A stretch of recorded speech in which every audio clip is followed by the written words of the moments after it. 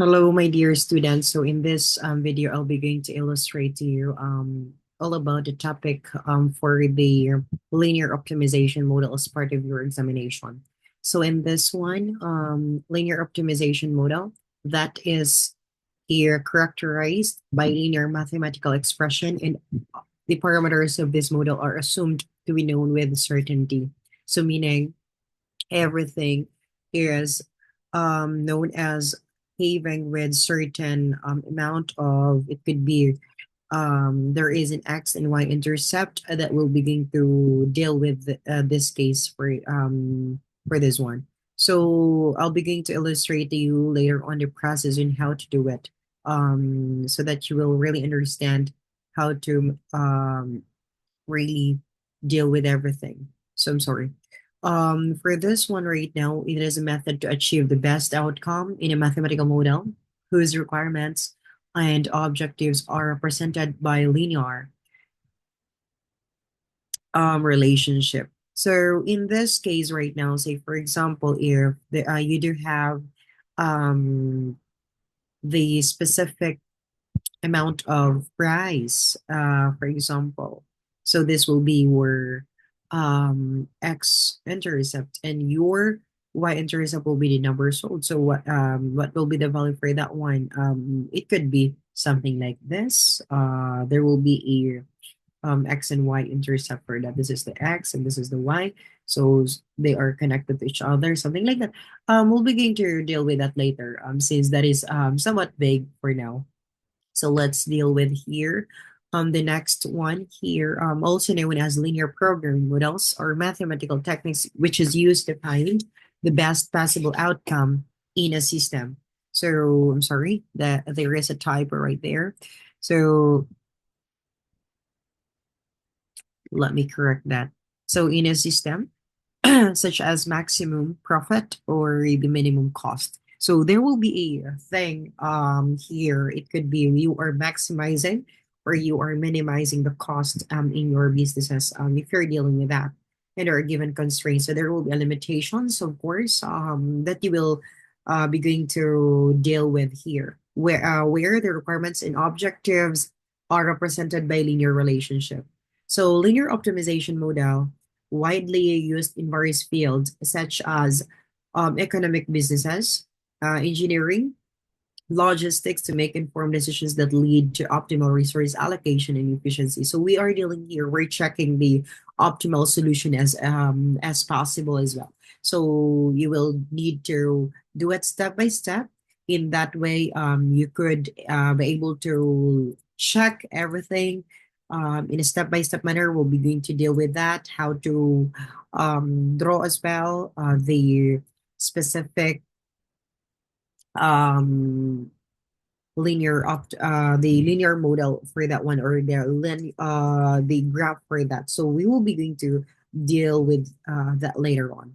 So let's go ahead and deal here. So we will be going to deal with these components as well. Take this in mind that you will need to deal with this as well. So this is absolutely having the decision variables, the objective function, the constraints, and non-negativity restriction. So let's deal with that one by one, or let's tackle a little bit one by one. Now, decision variables. This is a variables that can be controlled or changed to optimize the objective function. So represent the choices available to optimize the objective function that is denoted in x sub 1, x sub 2, and until x sub n, which is representing the quantity of each decisions that needs to be determined in order to optimize the objective function. So those are the decision variables, which those are denoted in that one, right? That one actually, and of course you have to specify right there that there is a given thing that you will be going to deal with later on for that one, and so I will explain that in our examples. So objective function, this will be the objectives that they will be going to matter as well. Linear expressions that needs to be maximized or minimized. So if you are maximizing, if you are minimizing, this will be the focus in your linear model. So it is a linear function of the decision variables and it expresses the goal of the optimization, which is denoted into z. is equals to the c sub 1 x sub 1 times the x sub 1 plus the c sub 2 x sub 2 up until the c sub n and x sub n, where the c sub n are the coefficient representing the contribution of each decision variables. So that is the coefficient pertains to that one that we are absolutely dealing with. So we will be going through deal with that step by step as well, so that we could be able to understand that clearly. um, Next will be the constraints. Those are the limitations that we are dealing here in this thing. So you will begin to, that is really need when it comes to dealing with linear optimization model. Since, of course, in order for you to know that absolutely, when you are um, having the model later on, we could really deal with that step by step. So, of course, let me go ahead and discuss that one. Linear inequalities or equations that limit the values that decision variables can take. So that is representing the restrictions or limitations that must be satisfied in the optimization model. So we are actually absolutely dealing with that here. This will be the basis in order for us to come up with the value in the future. So this represents the restrictions or the limitation. Then with that, so we are that is denoted in this one. So a sub one times the x sub one, then plus the a sub two, then times the x sub two up until the a sub n times the x sub n, where it must be less than or equals to the b, where a sub one and a sub two are the coefficient and b is the upper bound for the constraints. So that will be the maximum amount of that constraints actually. So let's deal with that. So there will be a parameters as well that you have to deal with. So in your parameters, you have to break down everything, most especially in order for you to deal with your problems. It must be step by step, or it must be clear right there so that you will understand the process later on. So that is even better if you will begin to have it in one frame only. You could really understand the how does it work in the future as well. So it is fixed numeral values that influence the model. This includes the cost coefficient, resources limits, demand requirements, and more. So I'll begin to illustrate that in our example later. So here, the non-negativity restrictions, those are the decisions variable, usually cannot be negative. So of course, in our reality situations, it is not negative, since of course there will be no the real world assumptions.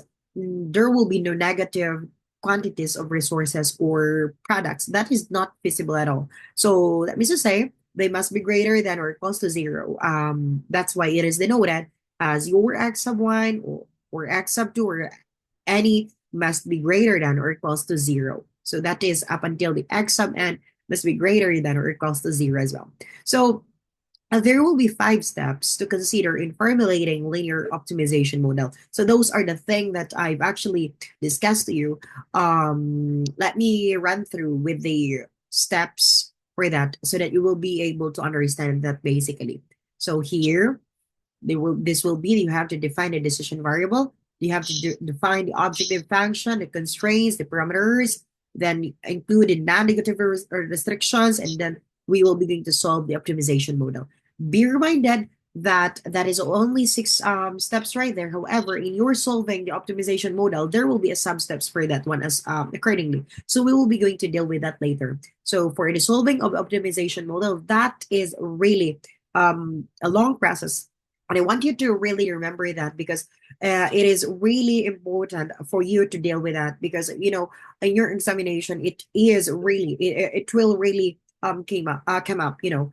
So here, for defining the decision variable, as I've mentioned earlier, that is denoted in this one, x sub 1, x sub 2, x up until x sub n. So those are the knowns that we need to determine to solve the optimization problem, the variables itself. Now, here for the second one, to define the objective function, those are the linear mathematical expression, which is denoted in here. is what we have identified earlier.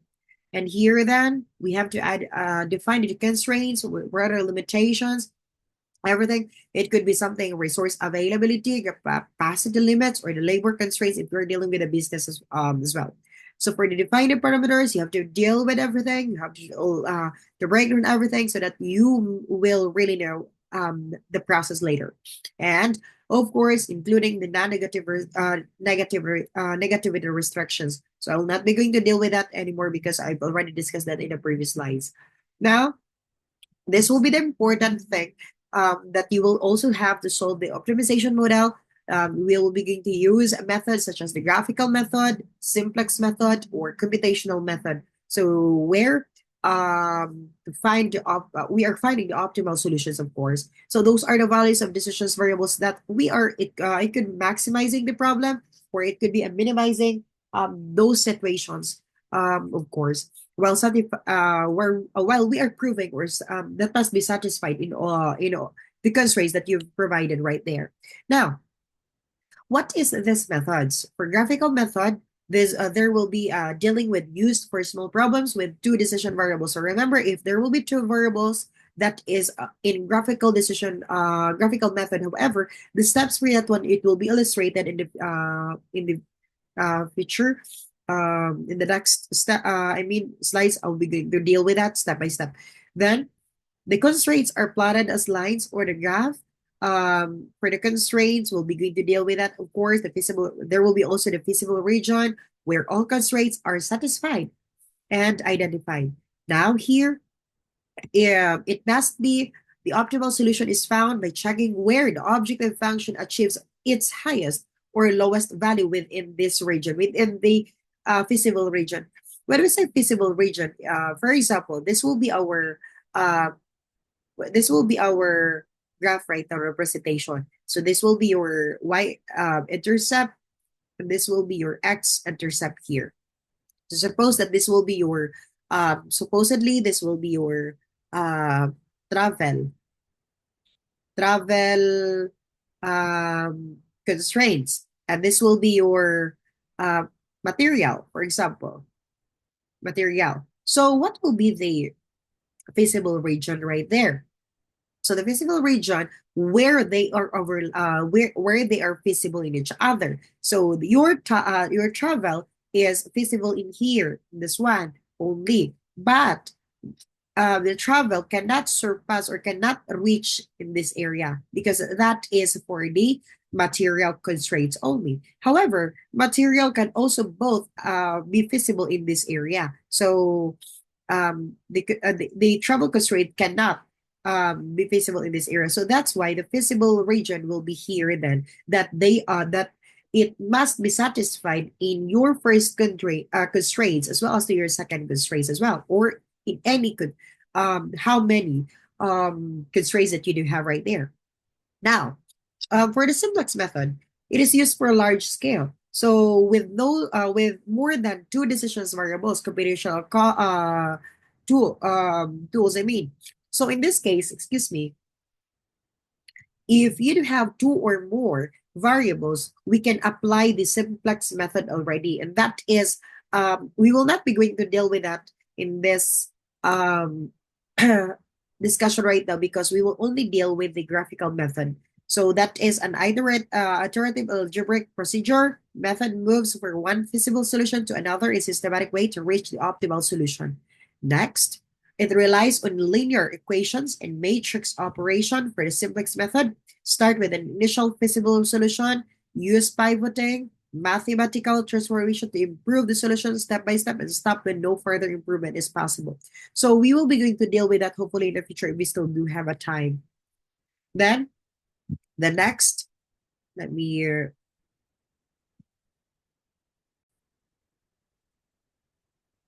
Okay, so now the next method will be, the model will be the computational tools or the software-based method. In this case, we are not dealing with manual or manual computation, I mean. So we are dealing with the software. You could actually come up this with a Python programming languages or any other programming languages that could really solve this easily. So used for complex real world problems, if there you do have a lot of data set, multiple constraints, and there will be a lot of it could be any other data set that you are dealing with, could be maximizing your businesses or whatsoever it is. Now, for the software, it could be possible when it comes to Excel solver, basic linear programming problems. You can deal with that. What also with the MATLAB, you can use that one. There will be an advanced optimization problems. And for the Python, is what I mentioned to you, like the SciPy, PULP, the GotoB for automation, large scale optimization. So those are the tools that you can definitely um, use when you are dealing with the computational tools. So actually in your programming language, it is basically easy for you to manipulate, to reach or to check the linear optimization model because it will be easily be identified. But right now here we'll just be going to deal with the graphical method in order for us to really understand how could we able to do it in a step-by-step manner. Now let's take it here. Let's go with the next one here. The optimization model for this one is input into the software. The algorithm automatically finds the best solution. No manual graphic or calculations are required. So as what I mentioned to you, it is really easy as possible because you will not be going to handle every time or whatsoever it is. So it will be basic since the algorithm will be defined into your codes already. So next, um, let's take actually a specific example here. I'll be going to say to discuss the graphical method example in the next video already, so that you will not be going to waste a lot of time for this one. Thank you.